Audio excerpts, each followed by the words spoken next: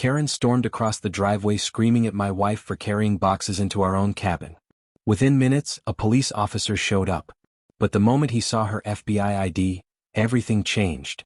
The late afternoon sun stretched long shadows across the cul-de-sac, painting the quiet suburban street in soft gold. My wife, Emily, balanced a heavy cardboard box against her hip as she stepped out of the car. She had that determined look she always carried when she was working, focused, calm, and patient. We'd finally managed to clear out a storage unit we'd been paying for far too long, and today was the day we brought the last of our boxes back to the lake cabin. It was supposed to be a simple trip. But the moment her foot touched the driveway, Karen arrived. Every neighborhood has one, the self-appointed sheriff of suburbia, armed with a clipboard, a permanent scowl, and an endless list of rules nobody else ever bothered to read. In our neighborhood, that person was Karen. She lived across the street, and from the very first week we moved in, she had found a reason to lecture us. The recycling bins weren't aligned perfectly. Our mailbox wasn't painted the approved shade. The grass length was borderline non-compliant. That evening, as Emily carried her box toward the porch, Karen's screen door slammed open like a gunshot. HOA, her voice tore through the calm. What do you think you're doing? Emily turned, startled. Sweat darkened the edges of her t-shirt, strands of hair sticking to her temple, but she kept her grip on the box steady. Just moving a few things into our cabin, she said simply. Karen charged across the street, sandals slapping against the pavement, face already flushed red. Moving things? Without notice? That's a violation. You can't just sneak furniture in and out. There are rules. I set down the box I had been unloading and stepped closer, but Emily gave me a look, the kind that said, "Let me handle this." She had patience I admired, patience I usually didn't. Karen, Emily said evenly, these are our belongings. We're putting them inside our own cabin. That's all. Karen barked a laugh, loud enough to draw attention. Curtains shifted across the street. Neighbors' heads poked through blinds like prairie dogs sensing danger. This was how Karen operated, public theater, humiliation as her favorite tool. Our belongings? Our? She mocked. Don't act like you belong here. I know people like you. Slipping in with boxes, cluttering up the neighborhood, thinking the rules don't apply. Not on my watch. Emily shifted the weight of the box, her knuckles whitening. She kept her voice calm. We're not breaking any rules. Karen stepped closer, too close, her fingers stabbing the air between them. Yes, you are. I'm the HOA compliance chair, and I'm telling you right now, I'll have this reported. You don't move a single item without written approval. Her shrill voice carried down the block. Doors opened. Phones appeared in neighbors' hands.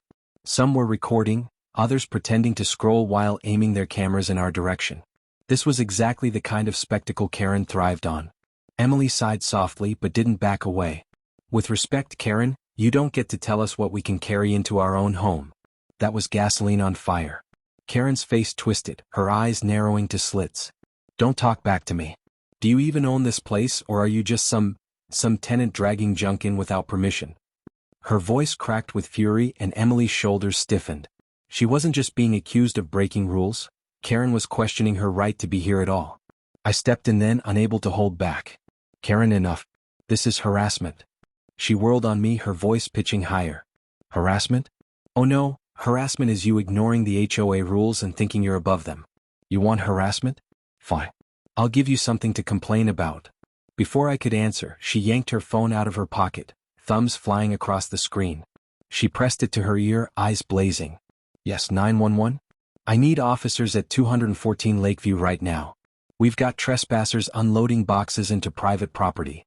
Possible burglary. They're refusing to leave. Emily's mouth fell open. Are you serious? She whispered. Karen ignored her, continuing to bark into the phone. Yes, send someone quick. They're aggressive there. She glanced at me, narrowing her eyes, threatening me. I don't feel safe. Every word was a lie, twisted and exaggerated, but the weight of those lies pressed heavy on the quiet street. Neighbors whispered among themselves. A few shook their heads, but none dared intervene. Emily shifted the box in her arms again, her jaw tight. She didn't shout. She didn't argue. She just stood her ground, silent and steady, while Karen painted us as criminals. When Karen hung up, she smirked as though she'd already won. We'll see what the police think of your little stunt, she sneered. And just like that, the stillness of suburbia fractured. Somewhere in the distance, a siren wailed faintly, growing louder by the second. The neighbors fell completely silent, every head turning toward the street corner where flashing red and blue lights appeared, bouncing off windows and fences. The weight of inevitability hung in the air. Emily looked at me, calm but steady as though bracing herself. Karen folded her arms triumphantly, lips curled in a smug smile. The squad car turned onto our street, tires crunching the gravel. And in that charged moment, with the whole neighborhood watching, Emily whispered to me under her breath, "Stay calm. Let me handle this." The police car rolled to a stop at the edge of our driveway. The officer's door swung open and Karen marched toward him, finger pointing at Emily like an executioner. "That's her. That's the trespasser. Arrest her now." The flashing red and blue lights washed over the quiet cul-de-sac, staining the white fences and manicured lawns in waves of color. The siren cut, leaving only the crunch of tires as the police cruiser slowed to a stop at the curb. Every neighbor within sight line leaned in, some holding up their phones higher, others whispering with nervous excitement. This was the kind of neighborhood drama that spread faster than wildfire, and Karen was at the center of it, ready to bask in the attention. The officer stepped out, adjusting his belt as he scanned the scene. He was mid-40s, broad-shouldered, the kind of man who had spent years walking into domestic disputes and petty calls. His face showed no alarm, just weariness, the look of someone who'd seen too many urgent complaints turn out to be nothing more than neighborhood grudges. Karen, of course, treated his arrival like the cavalry descending. She rushed toward him, flailing her arms for emphasis. "Officer. Over here quick. I caught them unloading boxes into that cabin. Trespassing, stealing, who knows what else." Her voice cracked with false panic, but her eyes glimmered with victory. Emily shifted the box in her arms, quiet but resolute. I moved closer to her, standing between her and the mob of neighbors that had gathered. I could feel my blood heating, not from fear but from the indignity of being accused like this in our own driveway. The officer raised a hand, signaling Karen to calm down. "Ma'am, slow down. What exactly happened?" Karen pointed dramatically at Emily, her finger like a dagger. "That woman. She's dragging junk into a property she doesn't own. I've seen her sneaking in and out for weeks. I'm telling you, she's not supposed to be here. This is an HOA-protected community, we have standards." Her words spilled over each other, sharp and practiced. She was used to being believed. The officer turned toward Emily, his eyes moving from the cardboard box to her steady posture. "Ma'am," he said carefully, "can I ask what you're doing here today?" Emily adjusted the box on her hip and met his gaze without flinching. "Bringing our belongings into our home. That's all." Karen gasped theatrically. "Our home? Please. Look at her, officer. She doesn't belong here. Owners don't sweat through their t-shirts carrying boxes like laborers. She's lying, I promise you. Probably renting illegally or worse." The venom in Karen's tone was thick, dripping with the kind of class prejudice that made my stomach knot. I could see neighbors shifting uncomfortably. Some looked away, but others were enjoying the spectacle, entertained by the cruelty. The officer tilted his head, clearly not buying all of Karen's theatrics. But procedure demanded questions. "Do you have identification?" he asked Emily. Before Emily could answer, Karen jumped in again, her voice shrill. "You don't need ID. I already told you she doesn't live here. Arrest her now before she gets away." Emily's voice cut through the chaos, calm but firm. "Officer, I can show you exactly who I am. But I'd like to finish putting this box down first." The officer nodded, gesturing for her to go ahead. Karen sputtered, outraged that he wasn't handcuffing Emily on the spot. She turned to the neighbors as if recruiting their support. "You all saw it. You saw her trespassing. Tell him." Most of the neighbors avoided eye contact, unwilling to be pulled into Karen's storm. A few murmured half-hearted agreements, but nobody stepped forward. Even those who didn't like us weren't willing to stake their credibility against Karen's growing hysteria. The officer's radio crackled softly, a reminder of the authority he carried. He turned back to Karen. "Ma'am, I need you to let me handle this. If she has ID, that will clear things up quickly." Karen's face twisted, her power slipping. She crossed her arms, pacing in tight circles. "You'll regret this," she hissed. "She's dangerous, I can feel it. She's hiding something." Emily finally lowered the box onto the porch. She straightened, wiped her hands on her jeans, and looked at the officer with steady eyes. For a moment, silence fell. The only sound was the faint chirp of crickets and the distant hum of traffic. Then Emily spoke. "If you need proof, I'll give it to you. But I suggest you prepare yourself, because what I'm about to show you may change this entire conversation." Karen rolled her eyes and scoffed loudly. "Oh please. What's she going to show you?" A fake driver's license she printed at Kinko's. The officer shifted slightly, his hand brushing the radio mic on his shoulder. There was something in Emily's tone, quiet, unshaken, almost commanding, that made him pause. I felt my chest tighten with both pride and apprehension. Emily wasn't just defending herself. She was about to take control of the entire situation. Karen leaned closer to the officer, her voice sharp. Don't let her fool you. Women like her always pretend to be something they're not. She's probably carrying fake papers. You'll see. Emily didn't respond. She didn't even look at Karen. Instead, she reached into her bag with deliberate calm. Her fingers brushed past her wallet, past her phone, until they closed around the leather case I knew she carried every day. I could see the glint of it before it even emerged. Karen, oblivious, sneered and threw her arms up. See? Look at her digging through her bag. Probably trying to stall. Arrest her already? The officer stayed silent, eyes narrowing as Emily's hand came back into view. She pulled it free. A black leather badge case. For a heartbeat the world seemed to stop. Neighbors leaned in. Karen's mocking laughter choked in her throat. Even the officer's expression shifted, his jaw tightening as realization flickered across his face. Emily held the case firmly in her hand, closed but unmistakable. Her eyes locked on the officer's. Would you like to see my identification now? The officer stepped closer, voice steady but lower than before. Ma'am, what exactly are you about to show me? The officer's boots crunched against the gravel as he stepped closer, the faint metallic jingle of his duty belt breaking the thick silence. His eyes never left Emily's hand, where the black leather case rested with quiet certainty. Karen darted in front of him, nearly tripping over her own sandals in her eagerness. She jabbed a finger toward Emily. See, she's pulling out something fake. Don't let her distract you, officer. She's trespassing, lying, and probably dangerous. Emily didn't flinch. She held the case steady at her side, her posture calm, controlled. I could see her breathing evenly, shoulders squared, the very picture of someone who refused to be rattled. The officer held out a hand, palm toward Karen. Ma'am, step back. Karen froze, her mouth open. Excuse me? I said step back, the officer repeated, his voice firm, edged with the authority of someone who had given enough warnings in his career. I'll handle this. Karen huffed loudly, folding her arms across her chest. She turned toward the neighbors, hoping for backup. Can you believe this? He's letting her get away with it. Her voice dripped with indignation, but her eyes flicked nervously to Emily's hand. The officer redirected his attention. Ma'am, he said carefully to Emily, I need to verify your identification. Please open the case. Emily's eyes met his, steady. Are you sure you're ready for that? The words landed like a stone in still water. The neighbors murmured, their curiosity sharpening. Phones zoomed in, lenses catching every second of the standoff. Karen let out a sharp, mocking laugh. Oh, listen to her. Playing some kind of game. She thinks she's in a movie. Just open it already, sweetheart. Let him see your fake ID so we can put this whole charade to bed.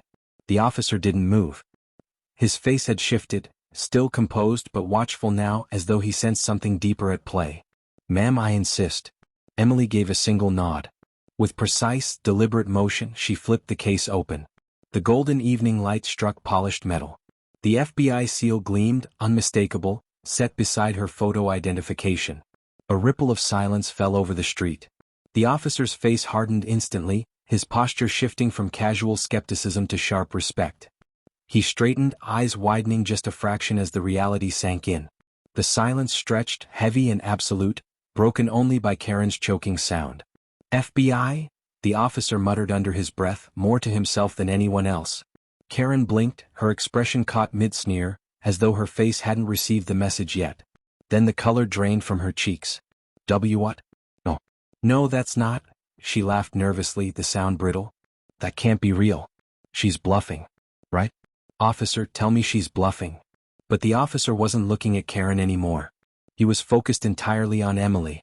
Agent, he said cautiously, would you like to confirm your assignment with dispatch? The shift was seismic. Just minutes ago, Karen had been demanding an arrest. Now, the officer himself was asking if Emily wanted him to verify her status.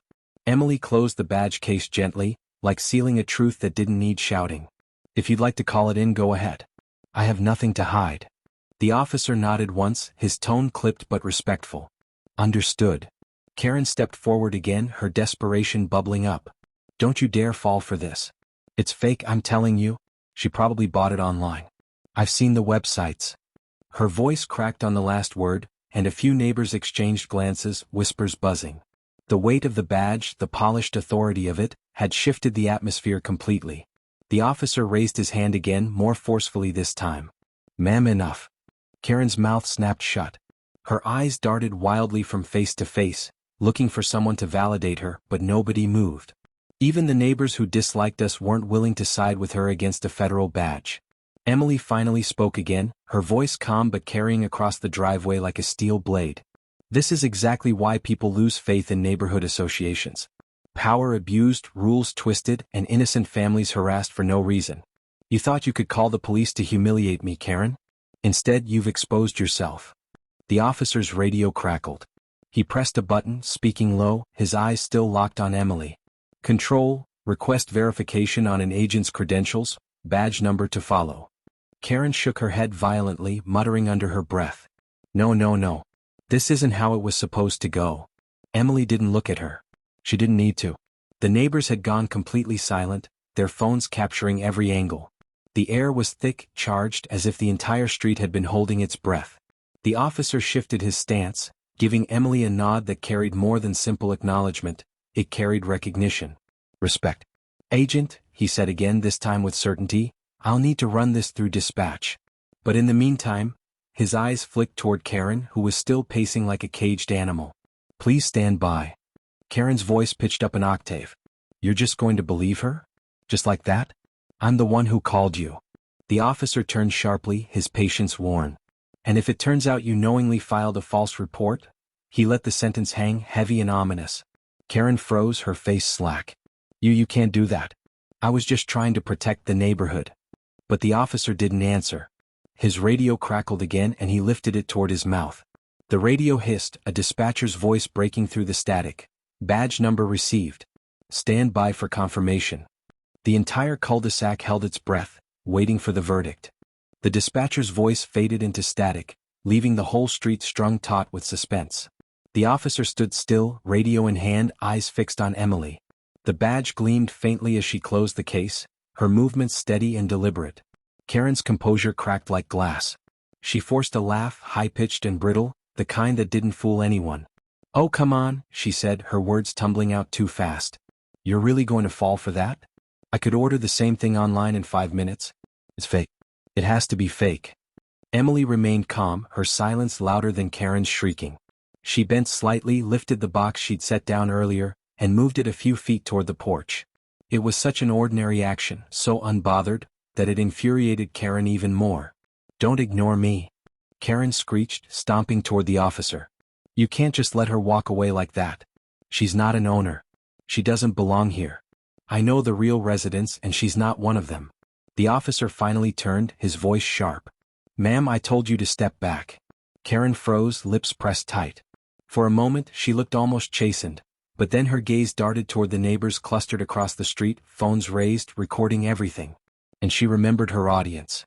Her chin lifted and her voice grew louder. Fine, if you won't do your job, then I'll do it for you. I'm on the HOA board. I have authority. And I am officially declaring this a violation of community code. She is trespassing and she needs to be removed. Now. Gasps rippled through the crowd. Even the neighbors who usually kept quiet shifted uncomfortably. Everyone knew Karen loved her authority, but watching her try to override an officer in the middle of a police call was something else entirely. Emily set the box gently on the porch again and turned, finally meeting Karen's eyes. Her voice was low, even, and razor-sharp. Authority isn't something you shout about, Karen. It's something you earn. The words hit harder than any scream could have. The officer's radio crackled again, a burst of static. He pressed it closer to his ear, waiting. Karen, desperate now, jabbed her finger at Emily once more. Don't listen to her calm act. That's how they trick you. She's probably running some scam. Look at her, she doesn't even look like an agent. She's dressed like, Karen's voice faltered, searching for an insult sharp enough. Like someone hired to lift furniture, not enforce federal law. Neighbors exchanged glances, some whispering. Karen had crossed into dangerous territory. The officer lowered his radio, his patience clearly thinning. Ma'am, I need you to stop interfering. If her credentials are legitimate, this conversation is over. Understood. Karen's breath hitched. Her eyes darted wildly, first to Emily, then to the officer, then back to the line of phones capturing her meltdown. She could feel her control slipping through her fingers, and panic twisted her face into something ugly. She tried a new tactic. Don't you see? This is all staged. She probably planted that badge in advance. Maybe she even knows someone in dispatch. It's corruption. She's tricking you, tricking all of us. Emily exhaled slowly, like a teacher waiting for a tantrum to end. Then she reached into her bag again. Karen's voice rose to a shriek. What is she doing? She's going for something else. Officers, stop her. But Emily didn't pull out a weapon. She pulled out her phone. Calmly she held it up. If you'd like, she said, her voice smooth as glass, I can call my field office right now. They'll verify me directly. No radio required. The officer paused, considering. His eyes softened just slightly, not with doubt but with understanding. Karen let out a strangled laugh. See? She's bluffing. She's stalling for time because she knows it's fake. Don't fall for this act, officer. Don't you see what she's doing? The neighbors' whispers grew louder. Phones tilted, zooming in. The balance of power was shifting in real time and Karen knew it. Emily's thumb hovered over the screen, her calm expression never wavering. Say the word, she told the officer. And I'll make the call. For the first time Karen looked uncertain. Her bravado faltered, her smirk cracking. She opened her mouth but no words came out. The officer's radio hissed again. This time the dispatcher's voice came through clear, carrying across the silent street. Confirmation received. Credentials valid. She is an active agent. Repeat, credentials confirmed. The words echoed like thunder. Karen staggered back a step as though the confirmation had physically struck her. Her face drained of color. No, that's impossible. She's lying. The officer turned toward her, his voice low, steady, and lethal in its authority. Ma'am, do you understand what you've just done? You filed a false police report. You harassed a federal agent. That's a serious offense. The neighbors gasped again. Phones tilted higher. This was no longer HOA drama. This was a spectacle. Karen's mouth opened and closed like a fish gasping for air. I didn't know. She tricked me. She set me up. The officer's eyes narrowed. Or maybe you let your personal vendetta cloud your judgment. Emily didn't speak. She didn't need to. Her silence was power enough. Karen's hands trembled. She turned toward the neighbors, desperate now. You all saw. She's dangerous. You believe me, don't you? Tell him. But the crowd remained quiet. Not one neighbor stepped forward. Not one voice rose in her defense. Karen's chest heaved as she realized the tide had turned completely. The officer's hand drifted to his belt, fingers brushing the cold metal of his handcuffs. The officer stepped closer to Karen, his voice sharp. Ma'am, at this point I suggest you stay exactly where you are. Because if you move one step closer to her, I will place you under arrest. The sound of the cuffs clinking against his belt cut through the silence, heavy with inevitability. The street had gone quiet, the kind of silence that comes when everyone is too afraid to breathe. The officer's words hung heavy in the air. One more step and you're under arrest. Karen froze where she stood, her arms trembling, her face pale under the wash of red and blue lights. For a moment she looked like a statue caught mid-scream. Then, as if realizing that silence meant weakness, she forced her voice back into motion. This is insane, she shouted, turning toward the neighbors. She's faking all of this. Look at her, calm, smug. That's not how real law enforcement acts. She's bluffing and he's falling for it. But her words no longer carried the conviction they once had. The neighbors didn't cheer her on or nod in agreement. They whispered, exchanged glances and kept their cameras steady. Some even tilted their phones toward Emily, their curiosity stronger than their loyalty to Karen's noise. Emily finally moved. She bent, picked up the badge case again and held it out. The leather gleamed in the dying sunlight. With a flick of her thumb, it opened, revealing the FBI identification inside. Her name, her photograph, and the unmistakable golden seal that reflected the police cruiser's flashing lights. Gasps rippled through the crowd. The officer leaned closer, his face illuminated by the glow of the badge. His posture shifted, sharp lines of respect replacing the casual skepticism he had worn before. Agent, he said quietly, his tone different now, measured, careful, deferential. Your credentials have already been verified. But seeing them myself, he nodded once. Makes it clear. Karen let out a strangled noise, half laugh, half sob. No, you don't understand. That's not real. It can't be. She doesn't look like an FBI agent. They're supposed to be intimidating. In suits. She flailed her arms wildly, with briefcases or something. Not sweaty women carrying boxes in driveways. The officer turned to her slowly. Ma'am, I think you've said enough. Karen's lips trembled. She looked around again, desperate. Someone back me up. Please. You've seen her. You know she doesn't belong here. But the neighborhood had shifted. People who once avoided eye contact with us now leaned closer, whispering things like, I always knew Karen went too far, and she finally crossed the wrong person. One neighbor, a middle-aged man from 2 doors down, even muttered loudly enough for Karen to hear, That badge looks real to me. Karen spun on him, her voice shrill. You stay out of this. Emily didn't raise her voice. She didn't need to. She spoke with the kind of calm authority that made everyone lean in to listen. Karen, you called the police because I was carrying a box into my own home. You tried to humiliate me, and in doing so you exposed yourself. I don't need to convince you of who I am. The officer knows. Dispatch knows. And soon, every neighbor recording this will know too. Karen's face twisted into something raw and desperate. She took a shaky step forward, pointing at Emily. You think this makes you better than me? You think you can just flash a shiny badge and suddenly everyone forgets who you really are? The officer shifted, his hand brushing the cuffs again. Ma'am, I warned you. But Karen wasn't listening. She was spiraling. I know your type. You walk around like you're better than the rest of us, like the rules don't apply. But this is my neighborhood. And as long as I'm on the HOA board, you don't get the last word here. Her voice cracked, her authority crumbling even as she tried to assert it. The neighbors shook their heads, some chuckling under their breath. The more she shouted, the smaller she looked. Emily finally closed the badge case with a soft click that carried louder than any scream. She slid it back into her bag and straightened. You're right about one thing, Karen, she said. This is your neighborhood. And you've turned it into a place where people live in fear of your next tantrum. But tonight, the only person embarrassed is you. The officer stepped closer, his voice firm. Ma'am, I'll ask you one last time to calm down before I take further action. Karen's hands shook violently. She looked like she wanted to scream again, but the words caught in her throat. Her eyes darted toward the handcuffs at the officer's side, then to the cameras trained on her from every angle. For the first time all evening she hesitated.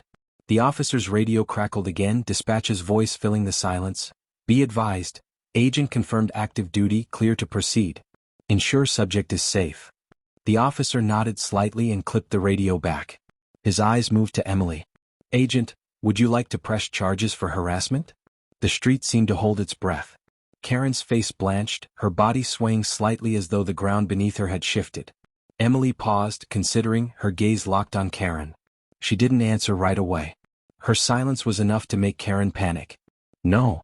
Karen burst out. You can't. You wouldn't. I didn't mean any of this.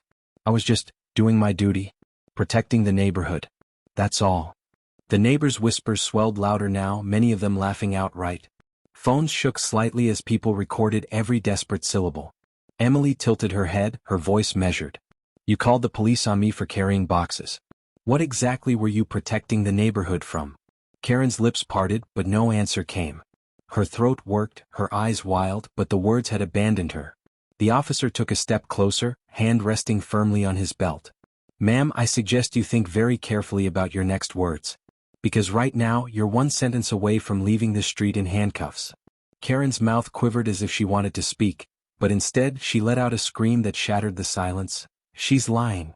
She forged it all, and I'll prove it. The neighbors gasped. The officer's hand slid fully onto his cuffs. Karen's scream rattled across the street, bouncing off garage doors and manicured hedges. She forged it. It's all fake. Her voice cracked, raw with panic and defiance. The neighbors flinched at the sound. Phones wavered for a moment, then steadied again. Nobody wanted to miss what was unfolding. This wasn't just HOA drama anymore. It was a live spectacle, the kind people would whisper about for years. Emily didn't move. She stood as steady as the porch steps beneath her feet, her badge case closed now but still heavy with presence. She didn't need to argue. She didn't need to shout. Her silence was louder than Karen's hysteria. The officer, however, had run out of patience. He took a step toward Karen, hand resting on the cuffs at his belt. Ma'am, I've warned you repeatedly. You are dangerously close to obstructing an investigation and filing false claims against a federal agent. I suggest you stop speaking unless you'd like to do it in the back of my cruiser. Karen's mouth snapped shut, but only for a heartbeat. Then she exploded again, her words tumbling out in frantic bursts. No, you don't understand. She's been pretending all along. She's sneaky. She's not who she says she is. You can't just believe her because she flashes some shiny badge. Don't you see? It's a setup. The officer leveled his gaze at her. Her credentials were confirmed by dispatch. That's all I need. But Karen wasn't finished. Her eyes darted around wildly, landing on the neighbors, desperate for validation. You've all seen her. Carrying boxes, sneaking around. Do real agents sweat in driveways? Do real agents unload junk like day laborers? No. She's lying to all of you. Whispers rippled through the crowd. Some neighbors frowned. Others smirked, amused at Karen's meltdown. A teenager 2 houses down muttered loud enough for everyone to hear, "Man, Karen's losing it." His friends chuckled nervously. Karen whipped around, pointing at him. Shut up. You don't know anything. Emily finally spoke. Her voice was calm, but it carried like thunder. Karen, if I were forging credentials, why would dispatch confirm them? Why would this officer be standing here respecting my authority? The only liar on this street tonight is you. The words landed hard. Karen staggered back half a step like someone had slapped her. The officer straightened, his tone clipped. Ma'am, this ends now. You accused a federal agent of trespassing. You wasted emergency resources. And you've disrupted the peace of this entire neighborhood. Do you realize the consequences? Karen's lip quivered. For a moment she looked small, deflated. But then her pride roared back, louder than her reason. I don't care who she is. FBI, CIA, whatever. Nobody makes me look like a fool in my own neighborhood. Emily tilted her head, her expression unreadable. Then maybe you shouldn't behave like one.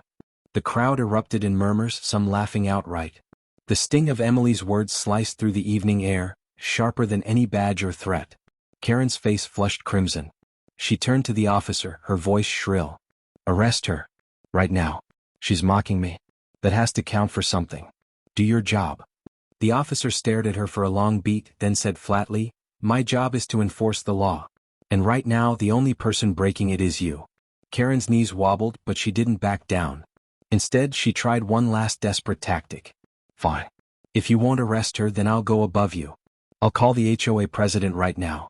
He'll handle this. She fumbled for her phone, her hands shaking so badly she nearly dropped it. The officer's hand shot up. Don't. This isn't an HOA matter anymore. This is law enforcement. And if you escalate it, I'll escalate too. Karen froze, phone trembling in her grip. The neighbors leaned in, captivated. Emily folded her arms, her voice quiet but steady. Karen, you called the police to embarrass me. Instead, you embarrassed yourself. But you don't know when to stop, do you? Karen's nostrils flared. You think you're so clever? You think because you have that badge you can waltz in here and humiliate me? You'll regret this. I'll find a way to prove you're not who you say you are. Emily didn't even blink. You can try. But while you're busy making enemies, I'll be busy protecting this country. That's the difference between us. The officer took another step closer to Karen, his voice hard as iron. Enough. Put the phone down. Now. Karen's hand trembled, her phone hovering in the air like a weapon she didn't know how to use. The red-blue lights reflected in her wide eyes, painting her in alternating shades of panic and fury. The neighbors had stopped whispering.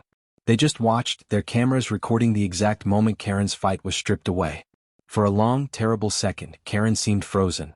Then, slowly she lowered the phone. Her shoulders slumped, her chest heaving. The officer exhaled, but he didn't relax. He kept his eyes on her, hands still near the cuffs. Emily picked up another box from the car, her movements smooth and deliberate, as though nothing Karen had done could shake her. She carried it toward the porch, her calmness cutting Karen deeper than any insult could have. Karen snapped. She lunged forward, her hand outstretched, reaching not for Emily, but for the badge case sitting on the porch rail. Her face twisted with desperation. I'll show everyone. I'll prove it's fake. The officer lunged at the same time, his voice booming through the cul-de-sac. Ma'am, don't touch that badge. The neighbors gasped in unison, their cameras catching Karen's fingers just inches from the leather case. Karen's hand hovered inches from the badge case, her fingers twitching with desperate greed. The officer's shout thundered through the cul-de-sac. Ma'am, don't touch that badge. The sound froze her mid-reach. Her eyes flicked up, wide and bloodshot, her chest rising and falling in frantic bursts. For a second, the whole neighborhood seemed suspended in time. Karen crouched like a thief about to be caught, the officer looming above her, neighbors holding their breath, phones capturing every pixel of her disgrace.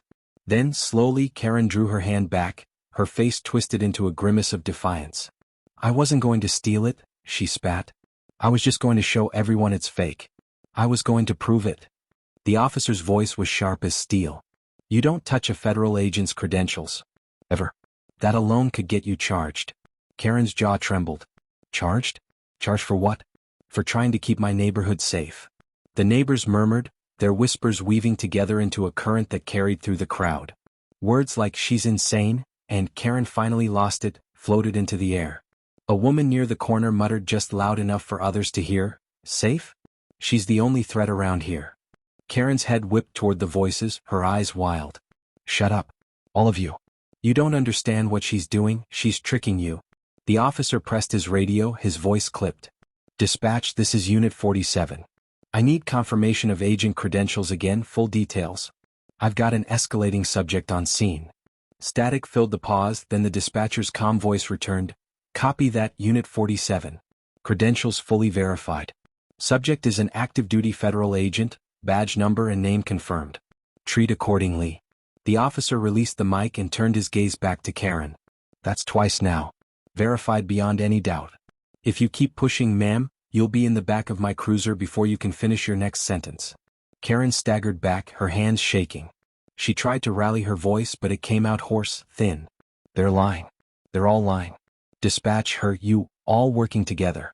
You're in on it, aren't you?" The officer's jaw tightened. "Careful. You're one step away from obstructing an officer on duty. And trust me, I don't take that lightly." Emily placed the box down gently on the porch rail, brushing her palms against her jeans. Her calmness only amplified Karen's unraveling. When she finally spoke, her voice was low and steady, the kind that silenced a room. "Karen, listen to yourself. You called 911 because I was carrying boxes. You tried to humiliate me in front of our neighbors. And now that the truth is staring you in the face, you'd rather invent conspiracies than admit you were wrong." Karen's breathing quickened, her eyes darting toward the neighbors. Phones were still up, recording every second, every twitch of her unraveling pride. A few people even smiled, not kindly but in satisfaction. Karen had ruled over this neighborhood with fear for years. Tonight they were finally seeing her fall. The officer stepped forward, closing the distance between himself and Karen. "Here's what's going to happen. You're going to calm down, step back and stop interfering.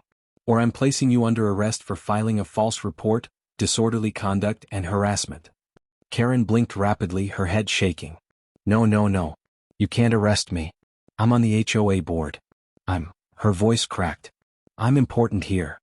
The officer's tone didn't change. "Not more important than the law." Gasps rippled across the crowd. Someone laughed softly, the sound quickly smothered by a hand over their mouth. The balance of power had tipped so far it was no longer a debate, it was a reckoning. Karen's knees wobbled. She clutched her phone like a lifeline, her knuckles white. Her voice dropped to a whimper. "I was just trying to protect the neighborhood. That's all I ever do. Why can't anyone see that?" Emily's expression softened, but her words didn't. Because protecting the neighborhood doesn't mean terrorizing it. It doesn't mean calling the police every time you feel powerless. Tonight, everyone sees you for what you are. Karen's lip quivered. She looked small now, smaller than I had ever seen her. But even cornered, her pride burned. She straightened suddenly, pointing at Emily with trembling hands. "If she's really FBI, then why is she here? Why is she living in our neighborhood, unloading boxes like the rest of us? Real agents don't live here. Real agents don't carry groceries or haul furniture. This doesn't make sense." The officer sighed, clearly exhausted by her spiral. "Ma'am, her personal life isn't your concern. What is your concern is that you lied to law enforcement, wasted resources, and harassed your neighbor." Karen's mouth opened, closed, then opened again. She was gasping now as if trying to breathe underwater. I didn't mean." The officer's hand moved to his cuffs. The metallic click as he unsnapped the strap echoed down the driveway. "Then maybe it's time you faced the consequences." The neighbors leaned in closer.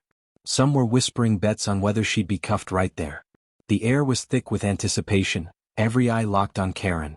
Her face twisted, panic clawing at her pride. She took a sudden step backward, shaking her head violently. "No. You can't do this. I won't let you do this. The officer lunged forward, cuffs in hand, just as Karen spun on her heel and bolted toward her house. Karen's sandals slapped against the pavement as she bolted toward her front porch.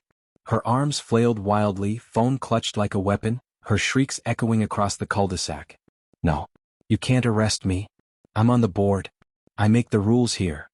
The neighbors gasped, phones trembling in their hands as they caught every frantic step. Some laughed nervously, others muttered things like, "She's really lost it," and "This is unbelievable." The officer didn't hesitate. His boots pounded the driveway, each step precise, practiced. His voice cut through the chaos, booming, "Ma'am, stop right now. You are resisting a lawful order." Karen ignored him, fumbling with her door handle. But her hands shook too violently, slipping on the brass knob. She cursed loudly, her voice cracking with desperation. Emily didn't move from the porch across the street. She stood still, arms folded, watching the scene with calm detachment. The box she'd carried earlier sat forgotten at her feet. Her eyes never left Karen. The officer closed the distance in seconds. He grabbed Karen's wrist firmly, pulling her back from the door. She let out a piercing scream that rattled the windows. "Let go of me. You can't do this. I'll have your badge for this." The officer's voice was sharp, controlled. "You filed a false report. You harassed your neighbor. You ignored lawful orders. You're under arrest." He snapped one cuff around her wrist with a metallic click that seemed to echo across the street. The neighbors collectively inhaled, their whispers swelling into a buzz. Phones zoomed in. Some even angled for better light from the cruiser's headlights. Karen thrashed, trying to yank free. "No. You don't understand. She's lying. She's tricking you." Her words slurred with panic, her eyes darting everywhere, to the neighbors, to the officer, to Emily. But nobody moved to help her. The officer secured her other wrist with a second click, holding her firmly as she twisted and writhed. "Ma'am, resisting only makes this worse. Stop." Karen shook her head violently, tears streaking down her flushed face. Her voice dropped from rage to pleading. "Please, don't do this. I was just trying to protect us. I didn't mean for it to go this far." The officer's expression didn't soften. He guided her firmly down the porch steps, his grip unyielding. Intent doesn't erase consequences. The neighbors murmured louder now, some openly smirking, others filming with gleeful commentary. "About time," one man muttered. "She's been terrorizing us for years." Karen heard them. Her sobs turned to screams again. "You all hate me. You're letting her ruin me. Don't you see what she's doing?" Emily finally stepped forward, her voice calm but piercing. "Karen, I didn't ruin you. You did that to yourself." The words landed like a stone in still water, sending ripples through the crowd. Even the officer paused, glancing briefly at Emily before continuing to guide Karen toward the cruiser. Karen's knees buckled. She stumbled, nearly collapsing, but the officer kept her upright. "Walk, ma'am. Don't make this harder than it already is." Her voice broke, raw and jagged. I can't go to jail. I have a reputation. People look up to me. I can't lose that." Emily tilted her head slightly, her expression unreadable. "Reputation built on fear isn't worth keeping." Karen whimpered, shaking her head violently. No, you don't understand. If I lose this, if they see me like this, I'm nothing." The officer opened the cruiser door, pressing her gently but firmly down. She resisted one last time, planting her feet on the curb. "Please? I'll apologize. I'll stop. Just, don't let them see me like this." The neighbors leaned in closer, their phones like spotlights. Every angle was captured, every sob immortalized. There was no hiding anymore. The officer's voice was final, cutting through the night. "They already have." He guided her into the back seat, the cuffs clinking as she sank down. The door slammed shut, the sound reverberating across the quiet street. For a moment, the neighborhood stood in stunned silence, the only sound the faint crackle of the officer's radio. Karen pressed her forehead against the window, her face streaked with tears, her lips moving in frantic whispers. Nobody could hear the words, but the sight was enough. The once untouchable HOA enforcer reduced to a desperate figure behind glass. Emily turned to the officer, her voice steady. "Thank you for handling this." He gave a short nod. "She'll be charged. At minimum, misuse of 911 and harassment. Possibly more. I'll need your statement later, Agent." Emily inclined her head. "Of course." The neighbors began to disperse, still buzzing with disbelief. Some whispered congratulations. Others shook their heads, muttering about finally being free from Karen's reign of control. A few lingered, still recording, unwilling to let the moment end. But just as the crowd thinned, Karen's muffled voice rose from inside the cruiser. At first it was incoherent sobs, but then her words sharpened, filled with venom. "This isn't over. You hear me? She's not who she says she is. I'll prove it. I'll expose her." The officer rapped lightly on the window, his patience stretched thin. "Quiet down, ma'am." But Karen slammed her cuffed fists against the glass, her eyes wide with rage and terror. "She's dangerous. She's hiding something. You'll all regret this." Her voice cracked, dissolving into a wail. The cruiser's lights flared brighter as the engine revved. Karen's face pressed against the glass, twisted with fury as she screamed, "She's not who you think she is." The officer closed the driver's door, his jaw tight, but Emily's calm expression didn't change. The cruiser's engine idled low, its headlights casting long white beams across the quiet street. The red and blue strobes pulsed against mailboxes and windows, painting the neighborhood in the colors of consequence. Inside the back seat, Karen's face pressed against the glass, her tears leaving streaks on the window. She looked both furious and broken, cuffed hands trembling in her lap. Her muffled voice seeped through the thick air, "This isn't over. She's not who she says she is." The officer shut his door firmly, muting her cries. He turned back to the cluster of neighbors who had lingered, his expression stern. "Everyone here needs to understand something. Filing false reports wastes time, endangers lives, and undermines trust in law enforcement. Tonight, your neighbor chose to misuse emergency services, and she's going to answer for that." The murmurs in the crowd swelled. A woman from across the street crossed her arms. "About time. She's called cops on kids riding bikes. She tried to fine me for hanging a flower basket." Another man chimed in, shaking his head. "She fined me for painting my shutters the wrong shade of beige." Beige? Who even notices that? The laughter that followed wasn't cruel. It was relieved, cathartic. Years of tension spilling out all at once. Emily remained quiet on the porch, her presence steady. She didn't bask in the moment. She didn't need to. Her calm gaze was enough to anchor the scene. The officer approached her, his tone shifting to one of respect. "Agent, I want to apologize on behalf of the department. You should never have been put through this nonsense." Emily shook her head lightly. "It's not your fault. You responded to a call. You did your job." He glanced at the cruiser where Karen sat slumped now, her head bowed. "Still, it's not often I run into situations like this. Most people don't think twice before they weaponize the system. But he sighed. She thought she could control it." Emily's eyes softened, but her voice was measured. She thought control was power. Tonight she learned otherwise. The officer nodded once, then lowered his voice. "If you want to press additional charges, you can. It's entirely your choice." Emily considered it for a moment, the weight of the neighborhood's eyes on her. She looked at Karen, broken in the back seat, and then back at the officer. For now, let her face the consequences of her own lies. That's punishment enough. The officer gave a small smile of respect. "Understood." Behind him, neighbors began to gather closer, their caution melting into curiosity. One stepped forward, an older woman with silver hair, her phone still in hand. "Agent, I'm sorry for not saying anything sooner. She's made all of us miserable for years. You didn't deserve this tonight." Another neighbor added, "We should have stood up for you earlier. Guess we were too scared of her." Emily offered a small nod. Fear gives bullies power. But it ends when people stop letting it control them. The group nodded in agreement. For the first time, the street didn't feel like a stage for Karen's theatrics. It felt like a community reclaiming its voice. The officer opened the cruiser door, his voice curt. "Ma'am, you'll be booked downtown. You have the right to remain silent." Karen cut him off, her voice sharp even through sobs. "They'll regret this. You'll all regret this." The officer shut the door firmly, cutting off her cries. The sound of the lock echoed across the cul-de-sac like a final gavel. The neighbors stood silently, watching as Karen's reign ended not with another HOA notice, but in the back of a squad car. Emily bent to lift the last box from the driveway. She carried it slowly up the steps and into the cabin, her calm movements a quiet declaration. Life was moving forward. The chaos was over. I joined her, placing my hand on her shoulder. "You handled that better than I ever could have." She smiled faintly, though her eyes were still serious. Sometimes strength isn't in shouting louder. It's in standing still when they expect you to crumble. The officer lingered by the cruiser, speaking into his radio. Neighbors began to drift back toward their homes, still buzzing with whispers. Some waved lightly at us as they went, small gestures of solidarity. For the first time since we'd moved in, it felt like the street wasn't against us. It felt like they saw us.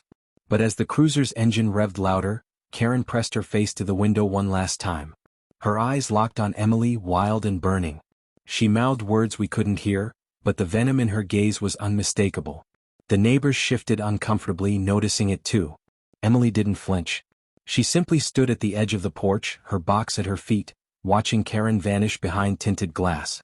The cruiser pulled away, taillights fading into the night. For a moment, peace seemed restored, until Karen's muffled scream cut through the air one last time. "This isn't over." The cruiser's taillights disappeared around the corner, and with it, the echo of Karen's last scream faded into the night. The cul-de-sac, once filled with shouting and chaos, fell into a deep, almost sacred silence. For a long moment, nobody moved. The neighbors stood scattered across lawns and driveways, phones lowered now, faces lit by the quiet glow of porch lights. The pulsing red and blue was gone, replaced by the soft hum of crickets and the faint rustle of trees. Emily bent down, picked up the last cardboard box and carried it inside. No ceremony, no dramatic flourish, just calm finality. The message was clear. She wasn't defined by the drama, she was defined by her steadiness. I lingered on the porch, watching the neighbors exchange glances. For years, they had whispered under their breath, tolerated Karen's tantrums, and tiptoed around her threats. Tonight, the spell was broken. They looked lighter, freer. Some even managed smiles as they passed by. One neighbor, the same man who had complained about shutter colors earlier, gave a small nod. "Guess we all saw who really belonged here tonight." Emily returned to the doorway, setting the box down just inside. She leaned against the frame, her eyes meeting mine. "Funny," she said softly. She thought she was exposing me. But all she did was expose herself. Her words lingered in the warm night air. They weren't just about Karen. They were about anyone who builds their power on fear, only to watch it collapse when confronted with truth. The officer walked back up the driveway, his boots heavy against the gravel. His face was calmer now, the adrenaline gone, leaving only the weight of paperwork ahead. He stopped a few feet away, addressing Emily with respect. "Agent will process her tonight. You'll get a formal notice in the morning. If she tries to retaliate through the HOA, let us know. But something tells me she won't have much authority left after this." Emily gave a faint smile. "Thank you for handling it professionally." He nodded once. "Truth makes the job easier. It's the lies that waste our nights." With that, he turned and climbed into his cruiser, the engine rumbling softly before it rolled down the street. The neighborhood exhaled as one. People began slipping back into their homes, the glow of porch lights flicking off one by one. A dog barked in the distance, a sound oddly comforting after the chaos. Emily closed the door, her shoulders finally loosening. She sank onto the couch, brushing stray hair from her forehead. I sat beside her, letting the quiet stretch between us. "You okay?"